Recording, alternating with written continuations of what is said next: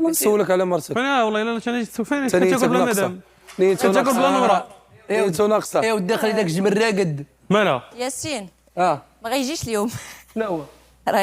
ريان ما غيجيش اليوم، غيبقى ليه. نسولك على المدام كي بقات. ما كاينش اليوم. جا الطبيب عندها شويه صافا. على مالها؟ زعما مالها؟ مي قلبها وداك الشيء قال المهم اللي وراتهم اللي كيضرها. واش هي تصبحات مريضه ولا شنو؟ ياك الصباح هنا واي تقول لك ضرني جنبي. ملي دخلنا ملي كنا كنوجدوا الفطور باش نسربيو داك الشيء وكيفاش تما تبلوكاش.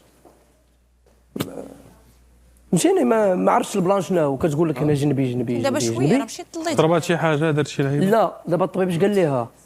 الطبيب قال لها عندك مشكل في الكلاوي داك فين كيدوز زعما حاجه كالبول مبلوكه ليا حجره فهمتيني. السيركوي ديال ودابا عطاها تقول لها جبراوات واحد يدير لي باري باش يكالميوها شويه على الصداع. وعطاو واحد التريتمون المهم 3 ايام 4 ايام قال لها الا ما حسيتيش براسك مزيان وجاك هذا الحريق عاوتاني هذا ديالك خاصنا نديرو سكانير. ما يكون خير ان شاء الله ما يكون والو. دابا خلعاتني دابا المشكل لا ولي ملي ماشي ملي قال لي الحجر في الكلاوي. لا الوالده انا كانت عندي لا ان شاء الله ما يكون والو.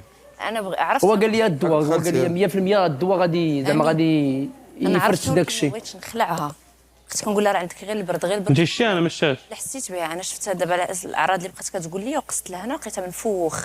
هي راه من نهار صورت البرايم الثاني. قول لها طلعت ترجع القضيه الدراري كلشي خبرك ساره اسمع كلشي مريض كلشي مريض. في خبرك ساره راه نهار البرايم هادي فين ندخلوا راه قالوا لي قلت ما شكون في البلاد قال لي راه كيغلاضيتي من هنا وراه هي جنب قالت الطبيب بدا كيضحك قال لا ماشي في كيف مول في جهه وتما قالت لنا راه كرشي ماشي نورمال راه بحال قال الطبيب راه نورمال قال الطبيب نورمالمون هذاك النفيق عادي.